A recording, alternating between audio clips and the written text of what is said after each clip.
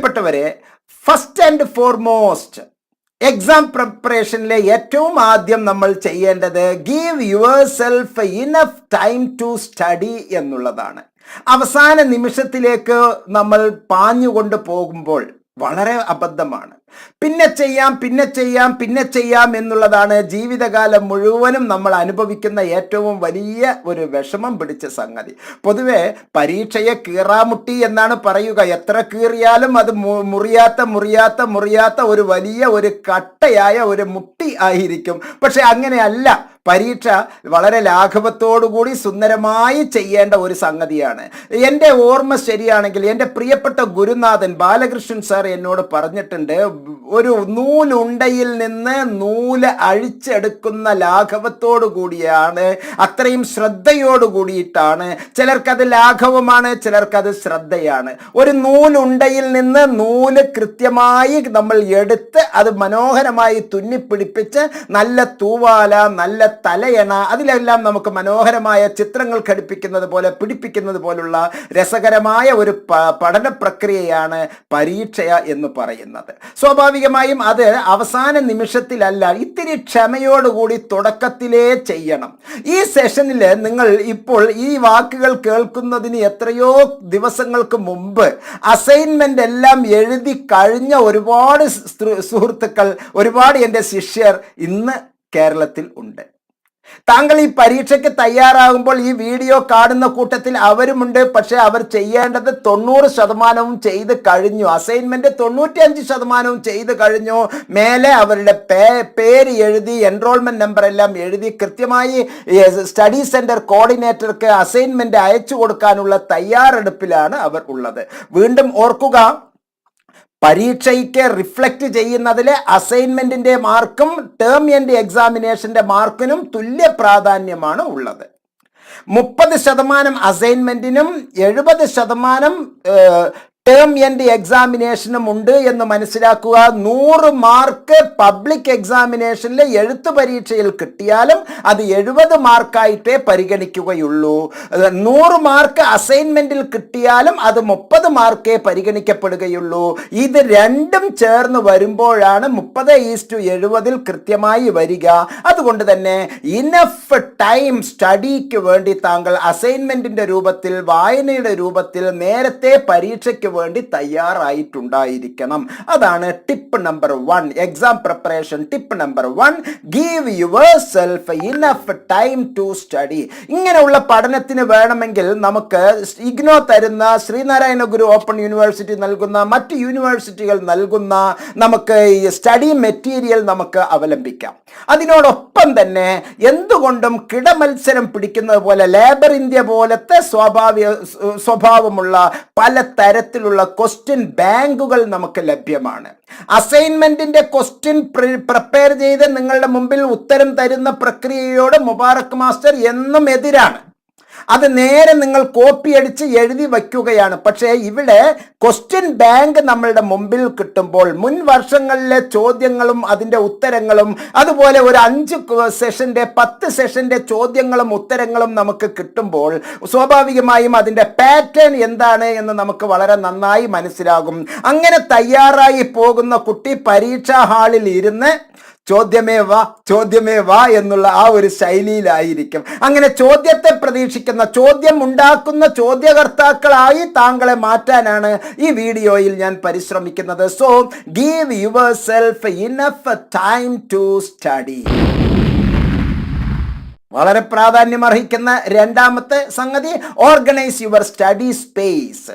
നിങ്ങൾ എവിടെ വേണമെങ്കിലും, വീടിൻ്റെ പുറത്ത് വേണമെങ്കിലും പോയി ഇരുന്നോളൂ.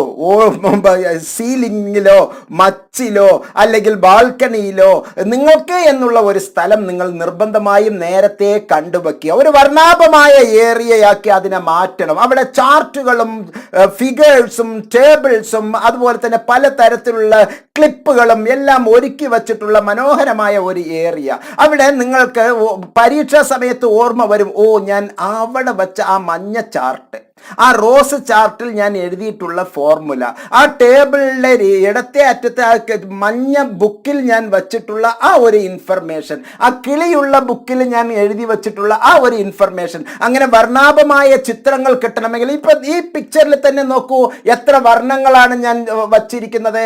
കറുപ്പിന്റെ മുകളിലുള്ള ആപ്പിൾ, കറുപ്പിന്റെ അടുത്തുള്ള മഞ്ഞ ബുക്ക്, മഞ്ഞ ബുക്കിന്റെ മുകളിലുള്ള നീല ബുക്ക്, നീല ബുക്കിന്റെ മുകളിലുള്ള പിങ്ക് ബുക്ക്, പിങ്ക് ബുക്കിന്റെ മുകളിലുള്ള ഇളം പച്ച പുസ്തകം. അങ്ങനെ അത് എൻ്റെ മനസ്സിലേക്ക് ഒരുങ്ങി വരാൻ ഞാൻ ഇത്തരത്തിലുള്ള ഒരു ഓർഗനൈസേഷൻസ് നടത്തേണ്ടതാണ്. എൻ്റെ സ്റ്റഡി മെറ്റീരിയൽസ് എവിടെയായിരിക്കും? അങ്ങനെയുള്ള ഒരു ചിട്ട നിങ്ങൾക്കുണ്ടെങ്കിൽ പരീക്ഷാ ബാഗിൽ, പരീക്ഷയ്ക്ക് നിങ്ങൾ പോകുന്ന ബാഗിൽ ഹാൾ ടിക്കറ്റ്, പേന, പെൻസിൽ, കാൽക്കുലേറ്റർ, ലോഗരിതം ടേബിൾ, ആവശ്യമായിട്ടുള്ള തരത്തിൽ 2 or 3 പേന, ഈ കാലഘട്ടത്തിൽ സാനിറ്റൈസർ, മാസ്ക്, ഇതെല്ലാം തന്നെ എടുത്തു വെക്കാനുള്ള ഒരു പ്രിപ്പറേഷൻ താങ്കൾക്ക് കിട്ടും. അതിനുള്ള ഒരു മുന്നൊരുക്കമാണ് ഓർഗനൈസ് യുവർ സ്റ്റഡി സ്പേസ്. കൃത്യമായ സ്റ്റഡി സ്പേസ് താങ്കൾ കണ്ടെത്തുക തന്നെ വേണം.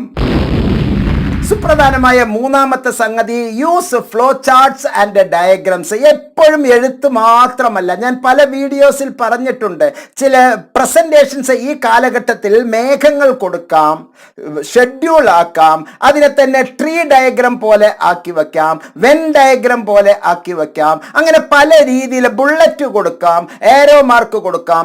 അത്യാവശ്യമാണ് എങ്കിൽ താങ്കൾക്ക് ഹെഡിങ്ങും അണ്ടർലൈനും ചുവന്ന മഷി കൊണ്ട് കൊടുക്കുന്നതിൽ ഒരു തെറ്റുമില്ല. നീല മഷി ഉപയോഗിക്കാം, കറുത്ത മഷി ഉപയോഗിക്കാം, പെൻസിൽ ഉപയോഗിക്കാം, ചുവന്ന മഷി ഉപയോഗിക്കാം, പച്ച മഷി ഒരു കാരണവശാലും ഉപയോഗിക്കരുത്. ഇങ്ങനെ വർണ്ണങ്ങൾ കൊടുക്കുന്നതിൽ പരീക്ഷാ ഹാളിൽ ഒരുപാട് നിങ്ങൾ വാട്ടർ കളർ കൊണ്ടുപോയി വർണ്ണങ്ങൾ കൊടുക്കണം എന്നല്ല ഞാൻ പറഞ്ഞത്. പൊതുവെ ഫ്ലോ ചാർട്ട്, ഡയഗ്രംസ്, ഇങ്ങനെയുള്ള ഒരു പ്രക്രിയ അത് പരീക്ഷയ്ക്ക് മുമ്പേ താങ്കൾ തയ്യാറാകുമ്പോൾ കുറച്ചും കൂടി നന്നായിരിക്കും. അത് നമുക്ക് ഇവിടെ അപ്ലൈ ചെയ്യുമ്പോൾ ഒരു പ്ലീസിംഗ് ആണ്. നിങ്ങളുടെ ഉത്തരത്തെ കാണുന്ന പരീക്ഷ പേപ്പർ ഇവാലുവേറ്റർ ഒരു ഇംപ്രസീവ് ലെവലിലേക്ക് എത്തിയാൽ താങ്കൾക്ക് മാർക്ക് താനെ വീഴുമെന്ന് മനസ്സിലാക്കുക. നാലാമത്തെ സംഗതി, പ്രാക്ടീസ് ഓൺ ഓൾഡ് എക്സാംസ്. ഇതാണ് ഞാൻ തുടക്കത്തിൽ പറഞ്ഞത്. ക്വസ്റ്റ്യൻ ബാങ്കുകളുടെ പ്രത്യേകതകൾ ഇതാണ്. ഇതുകൊണ്ട് തന്നെ notes, centre for behavioural science, Indira Gandhi national open university വിദ്യാർത്ഥികൾക്ക്, താങ്കൾക്ക് ഏത് വർഷത്തെ വിദ്യാർത്ഥി വേണമെങ്കിലും ആയിക്കോളൂ, താങ്കളെ ഞാൻ ചലഞ്ച് ചെയ്യാം. ഈ വരുന്ന പരീക്ഷയ്ക്ക് താങ്കളെ ഏറ്റവും നല്ല മാർക്കോടുകൂടി പാസ്സാക്കാം. ആര്? താങ്കളാണ് എഴുതുന്നത്. അതിനുള്ള സഹായകം എന്താണ്?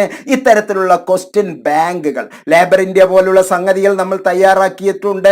അത്തരത്തിലുള്ള മുൻകൂട്ടി മനസ്സിലാക്കിയ ചോദ്യ പേപ്പറുകളും അതുപോലെ തന്നെ അത് അനാലിസിസ് ചെയ്തിട്ടുള്ളത്. പണ്ട് ഞാൻ BSc മാത്സ് ഒക്കെ പഠിക്കുമ്പോൾ ഗംഗാധരൻ പിള്ളൈ അവരുടെ ABC എന്ന് പറയുന്ന ഒരു ഗൈഡ് എന്നുള്ളതിലുപരി ഇപ്പോൾ അതൊക്കെ റെഫറൻസ് മെറ്റീരിയൽ എന്നുള്ള ചാപ്റ്റർ വൈസ് ക്വസ്റ്റ്യൻ ആൻസേഴ്സ് കാച്ചിക്കുറുക്കും യല്ല, നമ്മൾ പഠനത്തിനോടൊപ്പം തന്നെ ചിലത് ശേഖരിച്ചു വെക്കുകയാണ്, പോയിന്റൈസ് ചെയ്യുകയാണ്. അല്ലാതെ എല്ലാം തന്നെ ഒരു ചെറിയ രൂപത്തിലേക്ക് മാറ്റിമറിക്കലല്ല, മറിച്ച് നമ്മളത് പോയിന്റൈസ് ചെയ്യുന്നു എന്നുള്ളത് വളരെ ആഴത്തിൽ തന്നെ മനസ്സിലാക്കി വെക്കുക. പ്രിയപ്പെട്ടവരെ, ഒരു കാരണവശാലും നമുക്ക് ഒരു തരത്തിലുള്ള തെറ്റുമില്ലാതെ വളരെ മനോഹരമായിട്ട് പോകാൻ ഇത്തരത്തിലുള്ള ഈ ക്വസ്റ്റ്യൻ ബാങ്കുകൾ, ലേബർ ഇന്ത്യ മോഡലിലുള്ള ക്വസ്റ്റ്യൻ ബാങ്കുകൾ നമുക്ക് ഒരുപാട് ഗുണം ചെയ്യുമെന്ന് മനസ്സിലാക്കുക. മറ്റൊരു സുപ്രധാനമായ സംഗതി, explain your answers to others. താങ്കൾ പഠിച്ചാൽ മാത്രം പോരാ, പഠിച്ച് ഒരു പഠിപ്പിസ്റ്റ് എന്നുള്ള നിലയ്ക്ക് താങ്കൾ ഇരിക്കുകയല്ല, താങ്കൾ ഒരു കോഓപ്പറേറ്റീവ് ലേണർ ആയിരിക്കണം. കോഓപ്പറേറ്റീവ് ലേണിംഗ് മെത്തേഡ്സ് ഉണ്ടായിരിക്കണം, കൊളാബറേറ്റഡ് ലേണിംഗ് ഉണ്ടായിരിക്കണം. അഥവാ സഹവർത്തന പഠനവും സഹവർത്തിത പഠനവും താങ്കൾക്കും താങ്കളുടെ ഗ്രൂപ്പ് അംഗങ്ങൾക്കും ഉണ്ടായിരിക്കണം. അതിന് സെന്റർ ഫോർ ബിഹേവിയറൽ സയൻസ് താങ്കൾക്ക് ഗ്രൂപ്പ് സ്റ്റഡി പല വീഡിയോസിൽ ഇൻട്രൊഡ്യൂസ് ചെയ്തിട്ടുണ്ട്. മാസത്തിൽ 2 ഓൺലൈൻ ക്ലാസ്സുകൾ നമ്മൾ കൃത്യമായി നൽകുന്നു. സൗജന്യവുമായി, തീർത്തും സൗജന്യമായി നോട്ട്സിലെ സെന്റർ ഫോർ ബിഹേവിയറൽ സയൻസിന്റെ സഹവർത്തിത പഠനം ഗ്രൂപ്പിൽ താങ്കൾക്ക് മെമ്പർ ആയി ഇതിന്റെ ഉള്ള എല്ലാ പ്രചോദനവും താങ്കൾക്ക് കിട്ടും. മാത്രമല്ല, നമ്മൾ പറഞ്ഞത് നിങ്ങൾ തയ്യാറാണോ? നമ്മുടെ കോ അഡ്മിന്മാരായി വന്ന് താങ്കൾക്ക് വീഡിയോസ് എടുക്കാം. ഞാൻ ഇതെല്ലാം തയ്യാറാക്കുന്നത് എന്തിനാണെന്ന് താങ്കൾക്കറിയാമോ? MA മലയാളം സ്റ്റുഡൻ്റ് ആണ്. MA മലയാളത്തിലെ ഫിലിം മേക്കിംഗ് എന്ന് പറയുന്നത് വളരെ പ്രധാനപ്പെട്ട ഒരു യൂണിറ്റ് ആണ്. അതിനുള്ള എൻ്റെ ഒരു പ്രാക്ടീസാണ് ഞാൻ ഈ ചെയ്തുകൊണ്ടിരിക്കുന്നത് എന്ന് പറഞ്ഞാൽ താങ്കൾ എത്രത്തോളം വിശ്വസിക്കും? താങ്കൾ വിശ്വസിച്ചേ പറ്റൂ. 58ാമത്തെ വയസ്സിൽ എൻ്റെ 5ാമത്തെ PGക്ക് അതിൻ്റെ പരീക്ഷയ്ക്കുള്ള ഒരു തയ്യാറെടുപ്പാണ് ഈ പരീക്ഷണം. അത് ഞാൻ താങ്കളിൽ ലഘുവായി പ്രയോഗിക്കുന്നു എന്നുള്ളതാണ്. അത് എത്രത്തോളം താങ്കൾക്ക് സ്വീകാര്യമാണോ അതായിരിക്കും എന്നിലെ വിജയം. അങ്ങനെ ആയിരിക്കണം താങ്കൾക്കും അതിനുള്ള ഒരു അവസരം ഉണ്ട്. താങ്കൾക്കും ചെറിയ ചെറിയ വീഡിയോസ് പ്രിപ്പയർ ചെയ്യാം. താങ്കളുടെ പഠന ഭാഗവുമായി പഠന വിഷയവുമായി ബന്ധപ്പെട്ട ചെറിയ ചെറിയ വീഡിയോസ് തയ്യാറെടുക്കാം. മാത്രമല്ല ഈ വീഡിയോയിലെ ഡിസ്ക്രിപ്ഷൻ ബോക്സിൽ തന്നിരിക്കുന്ന നമ്പറിൽ താങ്കൾക്ക് എന്നെ ബന്ധപ്പെടാവുന്നതാണ്. താങ്കൾക്ക് വീഡിയോസ് പ്രക്ഷേപണം ചെയ്യാം. ഇതുമായി ബന്ധപ്പെട്ട റെഫറൻസ് ബുക്ക് താങ്കൾക്ക് ആവശ്യമാണെങ്കിൽ താങ്കൾക്ക് എന്നെ സമീപിക്കാവുന്നതാണ്. സെന്റർ ഫോർ ബിഹേവിയറൽ സയൻസ് ഇതിനു വേണ്ടി പ്രത്യേകം തയ്യാറാക്കിയ പുസ്തകങ്ങൾ താങ്കൾക്ക് ലഭ്യമാണ്. 80% വരെ മാർക്കുകൾ കിട്ടാൻ ഈ കാച്ചിക്കുറുക്കിയ പൊന്നുകൾ താങ്കൾക്ക് എന്തുകൊണ്ടും ഗുണപ്രദമായിരിക്കും എന്ന് ഞാൻ അഷ്വർ ചെയ്യുന്നു. എക്സാം പ്രിപ്പറേഷന്റെ 6ാമത്തെ സുപ്രധാനമായ ഒരു ടിപ്പാണ് organise study groups with friends. ഇതാണ് ഞാൻ നേരത്തെ പറഞ്ഞ cooperative learning and collaborated learning. സഹവർത്തിത പഠനം, സഹപഠനം, പരസ്പരം കുട്ടികളുമായിട്ടുള്ള വിവിധ ഗ്രൂപ്പുകളുമായിട്ടുള്ള വരുമ്പോൾ അവിടെ ഗ്രൂപ്പിൽ മറ്റൊരു ദോഷമുണ്ട് കേട്ടോ. അത് പ്രത്യേകം നിങ്ങൾ മനസ്സിലാക്കണം. ഗ്രൂപ്പ് എല്ലാവരും സാധാരണ നമ്മളെ ക്ലാസ് മുറികളിലെ 11ാം ക്ലാസ്സിൽ നടക്കുന്ന 12ാം ക്ലാസ്സിൽ നടക്കുന്ന ആ ഗ്രൂപ്പ് സ്റ്റഡി അല്ല കേട്ടോ ഞാനിവിടെ പറയുന്നത്. ഇവിടെ എല്ലാ വളരെ തീക്ഷ്ണമായി ചിന്തിക്കുന്ന ഉയർന്ന ചിന്താഗതിയുള്ള ഒരു കൂട്ടം കുട്ടികൾ, യുവാക്കളുടെ ആ ഒരു ചിന്താ പഠന രീതിയെയാണ് ഞാനിവിടെ പ്രോത്സാഹിപ്പിക്കുന്നത്. മറ്റവരെ ഒരു കുട്ടിക്കളി, 5 പേരുടെ ഗ്രൂപ്പ്, ഒരാൾ ഇരുന്ന് പരിശ്രമിക്കും, ബാക്കി 4 പേര് എന്തെങ്കിലും ചെയ്തുകൊണ്ടിരിക്കുക. എന്നിട്ട് ആ ഒരാൾ ചെയ്തത് ബാക്കിയുള്ളവരെല്ലാവരും കള്ളക്കോപ്പി അടിക്കുക. അതല്ല ഇവിടെ ഓരോരുത്തരും കണ്ടെത്തി ഓരോരുത്തരും ഷെയർ ചെയ്ത് അത് എല്ലാവരുടെയും പ്രോഡക്റ്റ് ആക്കുമ്പോൾ ഒരു ഗ്രൂപ്പിൽ 30 കുട്ടികൾ ഉണ്ട് എന്ന് കരുതുക. നിങ്ങൾ നിങ്ങളുടെ വീട്ടിൽ ഒരു മാറ്ററിന് വേണ്ടിയിട്ട് നേച്ചർ ആൻഡ് നർച്ചർ ആ ഒരു വിഷയവുമായി ബന്ധപ്പെട്ട് താങ്കൾ ഒരു നോട്ട് തയ്യാറാക്കുമ്പോൾ അത് ഒരു നോട്ടാണ് താങ്കൾക്ക്. ഇത് ഒരു ഗ്രൂപ്പിൽ 30 കുട്ടികളും നേച്ചർ ആൻഡ് നർച്ചറിനെ പറ്റി നോട്ട് തയ്യാറാക്കുമ്പോൾ അത് അവസാനം 30 തരത്തിലുള്ള വ്യത്യസ്തങ്ങളായ ആശയങ്ങൾ, വ്യത്യസ്തങ്ങളായ ഘടനകൾ, അങ്ങനെ വൊക്കാബുലറീസ് എങ്ങനെയെല്ലാം അതിട്ട് അമ്മാനമാടാം എന്നുള്ള ഒരു മാന്ത്രിക വിദ്യ നമുക്കവിടെ കാണാവുന്നതാണ്. ഏറ്റവും രസകരമാണ് ഈ ഗ്രൂപ്പ് സ്റ്റഡി എന്നുള്ളത് മനസ്സിലാക്കുക. നമുക്ക് 7ാമത്തെ പോയിന്റിലേക്ക് പോകാം. Take regular breaks. ഇത്ര നേരം ഞാൻ പഠിക്കൂ എന്ന് പറഞ്ഞു. ഇനി ഞാൻ താങ്കളോട് റിലാക്സ് ആണ് പറയുന്നത്. പരമാവധി 40 മിനിറ്റിൽ കൂടുതൽ ഒരു വിഷയം പഠിക്കരുത്. 40 മിനിറ്റ് കഴിഞ്ഞാൽ ഒരു പാട്ട് കേൾക്കുക. ഇടക്ക് ഒരു 10 മിനിറ്റ് 15 മിനിറ്റ് ഉറങ്ങുക. സ്ലീപ്പിംഗ് ബൈ സ്നാച്ചസ്, കഷ്ണമായി ഉറങ്ങുക. സ്ലീപ്പിംഗ് ബൈ സ്നാച്ചസ് എന്നാണ് പറയുക. പണ്ട് ആകാശത്തിൽ ആ 3 നക്ഷത്രങ്ങളെ കണ്ട് ദ ജേർണി ഇൻ ദ ബെത്ലഹേമിലെ ആ ഒരു നക്ഷത്രത്തെ കണ്ട് പണ്ഡിതന്മാരായ 3 പേർ നടന്ന് യാത്ര ചെയ്തിരുന്നപ്പോൾ രാത്രികളിൽ അവർ കഴിച്ചുകൂട്ടിയിരുന്നത് സ്ലീപ്പിംഗ് ബൈ സ്നാച്ചസ് എന്നാണ്. കഷ്ണമായി ഉറങ്ങിക്കൊണ്ടുള്ള ആ യാത്രയിലാണ് അവർ ആ ദിവ്യ ജ്യോതിയിലൂടെ ജീസസ് ക്രൈസ്റ്റിന്റെ ആ ജനനത്തിന്റെ ആ ബത്ലഹേമിലേക്കുള്ള സഞ്ചാരം. അത് നമ്മുടെ മനസ്സിൽ ആഴ്ന്നിറങ്ങിയിട്ടുള്ള ഒരു മിത്താണ്, ആ ഒരു പോയിന്റ് ആണ്, ആ ഒരു എറ്റേണൽ മാർക്കാണ് ആ പറയുന്ന സ്ലീപ്പിംഗ് ബൈ സ്നാച്ചസ്. അതേപോലെ തന്നെ you read and sleep by snatches. ഉറങ്ങുക, അതുപോലെ തന്നെ പഠിക്കുക. കഷ്ണമായി നിങ്ങൾ പഠിക്കുക, ഉറങ്ങുക. അത് താങ്കളുടെ ജീവിതത്തിൽ എന്നും ഒരു മുതൽക്കൂട്ടായി മനസ്സിൽ ഉണ്ടായിരിക്കും. Regular break. 1 മണിക്കൂർ കഴിഞ്ഞു, ഒരു 2 മണിക്കൂർ കഴിഞ്ഞു, ഒരു ചെറുതായിട്ട് ഒന്ന് അലക്കാനോ മുറികളെല്ലാം ഒന്ന് നന്നാക്കാനോ ഗാർഡനിൽ പോയി ഇത്തിരി നേരം വിശ്രമിക്കാനോ ഒന്ന് ഫുട്ബോൾ കളിക്കാനോ എല്ലാം. ഇത് പരീക്ഷയുടെ തലേ ദിവസം അടക്കം താങ്കൾ ഇത് ചെയ്യണം എന്നാണ് ഞാൻ പറയുക. എൻ്റെ അനുഭവം ഇതാണ്. ഇത് വിദ്യാഭ്യാസ മേഖലയിൽ പ്രവർത്തിക്കുന്ന എല്ലാവരുടെയും അനുഭവം ഇങ്ങനെ തന്നെയാണ്. പക്ഷേ നമ്മൾ പൊതുവെ എന്താണ് കണ്ടുവന്നിരിക്കുന്നത്? പരീക്ഷയുടെ ഹാൾ ടിക്കറ്റ് കയ്യിൽ കെട്ടി പരീക്ഷാ ഹാളിൽ എൻട്രി ചെയ്യുമ്പോൾ അടക്കം പുസ്തകത്തിൽ ഇങ്ങനെ കാച്ചിക്കുറിച്ച് ദോസ് ആർ ഡ്രാമാസ്, അല്ലെങ്കിൽ അവർ ഇതിനു മുമ്പ് അത് ചെയ്തിട്ടില്ല, അത് മറ്റുള്ളവരെ കൊണ്ട് പറയിപ്പിക്കാതെ നമ്മൾ തന്നെ സ്വയം ചെയ്യുക. സർട്ടിഫിക്കറ്റ് നിങ്ങളുടേതാണ്, മറ്റുള്ള ആളുടെയല്ല. അത് മറ്റാൾ കണ്ടോ കണ്ടില്ല അതൊന്നും നിങ്ങളുടെ വിഷയമല്ല. പാട്ടും പാടി മൂളിപ്പാട്ടും പാടി മനോഹരമായി ചോദ്യം പേപ്പർ കയ്യിൽ വാങ്ങിച്ച് നല്ല പരീക്ഷ എഴുതണമെങ്കിൽ താങ്കൾ നേരത്തെ പരിശീലിക്കുക, നേരത്തെ ചോദ്യ പേപ്പറുകൾ ഒരുപാട് അനാലിസിസ് നടത്തുക, ഒരുപാട് ഗ്രൂപ്പ് സ്റ്റഡി നടത്തുക, ഇടയ്ക്കിടയ്ക്ക് ബ്രേക്ക് ചെയ്യുക. നിശ്ചലമായിരിക്കുന്ന ഒരു ഉറക്കം, നല്ല ഒരു മനസ്സോടുകൂടിയുള്ള ഒരു വിശ്രമം, അത് നമുക്ക് എനർജി തരും. നമ്മൾ എന്തിനാണ് ഇടയ്ക്കിടയ്ക്ക് മൊബൈലിനെ റിഫ്രഷ് ആക്കുന്നത്? അല്ലെങ്കിൽ അത് ഹാങ് ആയി പോവില്ലേ? കമ്പ്യൂട്ടർ എന്തിനാണ് നമ്മൾ ഇടയ്ക്കിടയ്ക്ക് റിഫ്രഷ് ആക്കുന്നത്? അല്ലെങ്കിൽ അത് ഹാങ് ആയി പോവില്ലേ? ഒരു കൂട്ടം ആപ്ലിക്കേഷൻ അതിൻ്റെ അകത്തേക്ക് ഇട്ടാൽ ആ ഒരു ചെറിയ ഡിവൈസ് പ്രശ്നമുണ്ടാക്കുന്നതിനേക്കാൾ കോടാനുകോടി രൂപയൊക്കെയേക്കാൾ മൂല്യവത്തായ നമ്മുടെ തലച്ചോറിനെ ഒരു റിഫ്രഷ് വേണ്ടേ? അപ്പോൾ ഇടയ്ക്കിടയ്ക്ക് നല്ല മനോഹരമായ ബ്രേക്ക് കൊടുക്കുക. അത് റെഗുലർ ബ്രേക്ക് ആവുക. വ്യത്യസ്തങ്ങളായിട്ടുള്ള ചെറിയ 10 മിനിറ്റ് 15 മിനിറ്റുള്ള ഒരു ഇടവേളയിലുള്ള പരിപാടികൾ, പാട്ട്, അതുപോലെ തന്നെ വേണമെങ്കിൽ ഒന്ന് നൃത്തം, അതുപോലെ ഒന്ന് ഗാർഡനിങ്, അലക്കൽ, വീടൊക്കെ ഒന്ന് ക്ലീൻ ആക്കൽ, വാഹനമൊക്കെ ഒന്ന് തുടച്ച് വൃത്തിയാക്കൽ, അങ്ങനെയുള്ള എന്തെങ്കിലും ചില വർക്കുകളിൽ നമ്മൾ പങ്കാളികളാവുക. അതുപോലെ തന്നെ ബ്രെയിനിന് നല്ല ഉത്തേജകം തരുന്ന മനോഹരമായ സംശുദ്ധമായ ഭക്ഷണം കഴിക്കുക. ജങ്ക് ഫുഡ് ഒരു കാരണവശാലും കഴിക്കരുത്. പരീക്ഷാ കാലത്ത് സാധാരണഗതിയിൽ നല്ല കഞ്ഞി മതി, വേറെ ഒന്നും വേണ്ട. വേണമെങ്കിൽ ഇത്തിരി സുലൈമാനിയും കഴിച്ചോളൂ, കഞ്ഞി മതി, അതിനപ്പുറം വേറെ ഒന്നും വേണ്ട. ലഘുവായ ഭക്ഷണം കഴിക്കുക, നല്ല ഇലക്കറികൾ കൂട്ടി സസ്യാഹാരങ്ങൾ കഴിക്കുക. ആഴ്ചയിൽ ഒരിക്കലെല്ലാം താങ്കൾക്ക് മാംസ വിഭവങ്ങൾ താങ്കൾക്ക് കഴിക്കുന്നതിൽ തെറ്റൊന്നും ഇല്ല.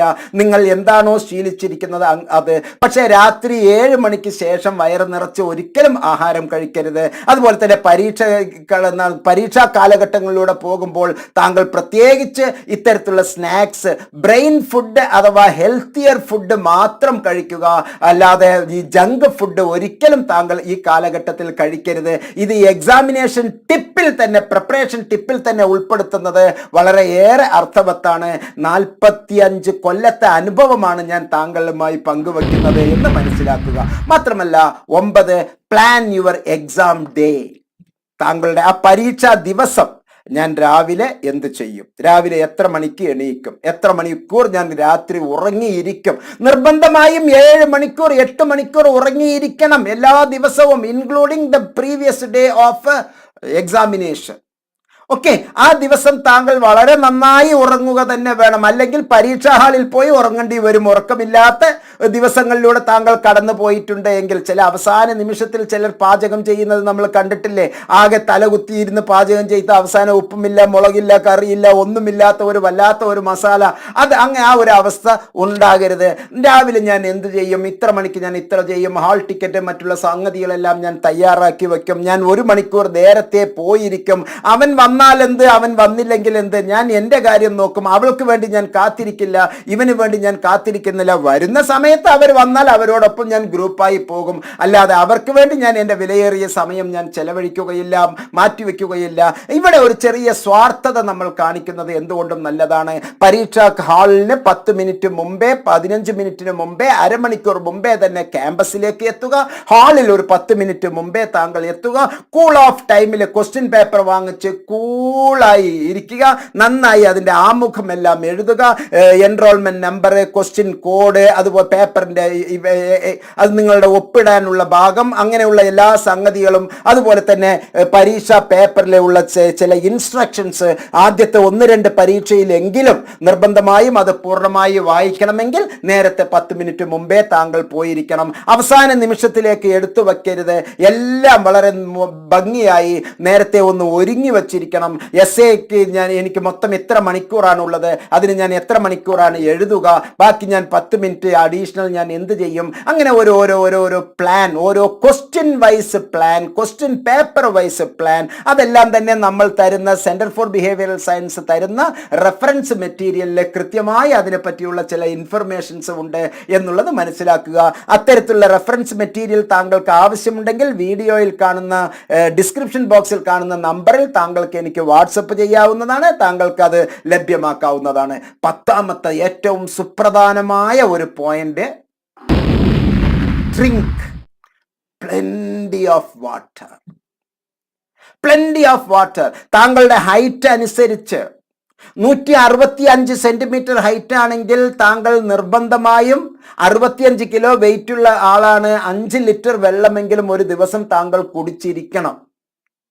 ഓക്കെ, 157 സെന്റിമീറ്റർ ഹൈറ്റുള്ള ഒരു വ്യക്തിയാണെങ്കിൽ 57 കിലോ വെയിറ്റ് താങ്കൾക്ക് ഉണ്ടായിരിക്കണം. താങ്കൾ നിർബന്ധമായും ഒരു 4 ലിറ്റർ വെള്ളമെങ്കിലും കുടിച്ചിരിക്കണം.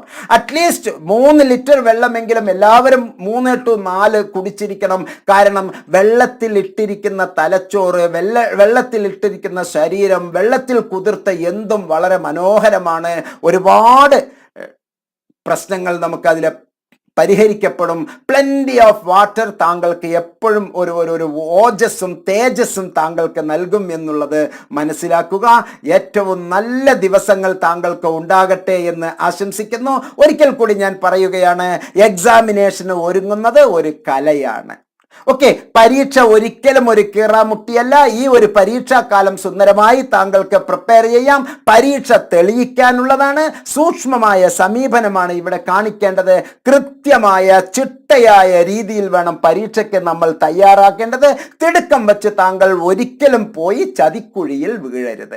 താങ്കൾക്ക് എന്ത് തരത്തിലുള്ള സഹായത്തിനും, പ്രത്യേകിച്ച് ഈ റെഫറൻസ് മെറ്റീരിയൽ ക്വസ്റ്റ്യൻ ബാങ്കുമായി ബന്ധപ്പെട്ട് താങ്കൾക്ക് ആവശ്യമുണ്ട് എങ്കിൽ, അതുപോലെ മറ്റ് കൗൺസിലിംഗ് കാര്യങ്ങൾ താങ്കൾക്ക് ആവശ്യമുണ്ടെങ്കിൽ വീഡിയോയിലെ ഡിസ്ക്രിപ്ഷൻ ബോക്സിലുള്ള നമ്പറിൽ താങ്കൾക്ക് എന്നെ ബന്ധപ്പെടാവുന്നതാണ്. എല്ലാ നന്മകളും താങ്കൾക്ക് ഉണ്ടാകട്ടെ എന്ന് ആത്മാർത്ഥമായി ആശംസിക്കുന്നു.